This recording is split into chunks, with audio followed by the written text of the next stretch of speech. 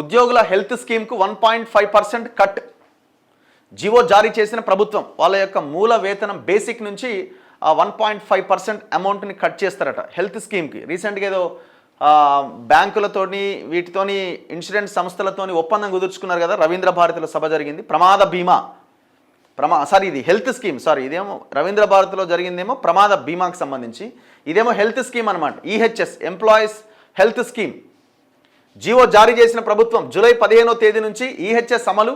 మే నెల నుంచే కటింగ్ షురూ అవుతుందట. భార్యాభర్తలు ఇద్దరు ఉద్యోగులైనా పెన్షనర్లైనా ఒక్కరికే కోత ఉంటుందట.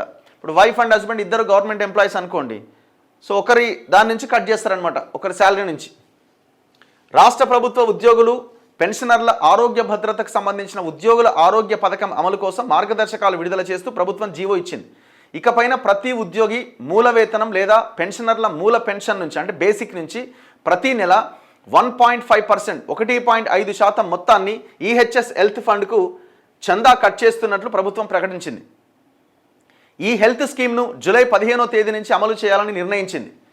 మే నెలకు సంబంధించిన జీతాలు పెన్షన్ల నుంచే ఈ కోత ప్రక్రియ ప్రారంభమైనప్పటికీ తాజాగా సోమవారం ప్రభుత్వ ప్రధాన కార్యదర్శి కె రామకృష్ణారావు ఉత్తర్వులు జారీ చేశారు.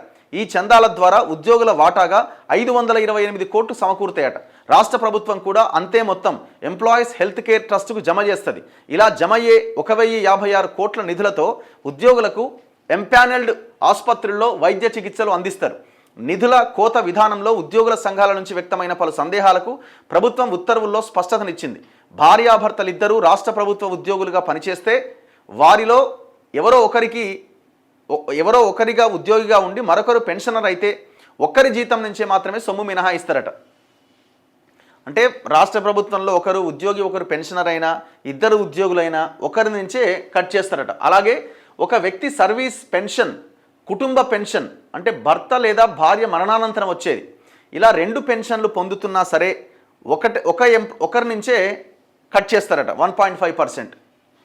సో ఇది 1.5% కట్ చేయడం కరెక్టేనా అంటే అట్లీస్ట్ కొంత ప్రభుత్వానికి కూడా కొంత బాధ్యత ఉంటుంది.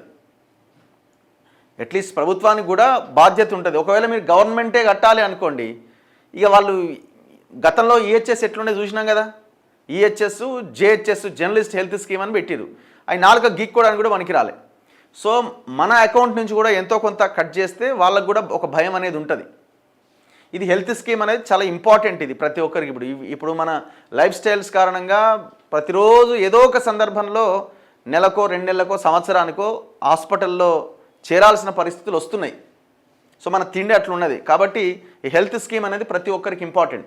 మరి ఉద్యోగులకు హెల్త్ స్కీమ్ సరే, మరి సామాన్య ప్రజల సంగతి ఏంది? ఇప్పుడు ఇది చదివితే మన జనాలు అడుగుతారు, మరి మా సంగతి ఏందని. వాళ్ళ ఆరోగ్యం సంగతి ఏంది?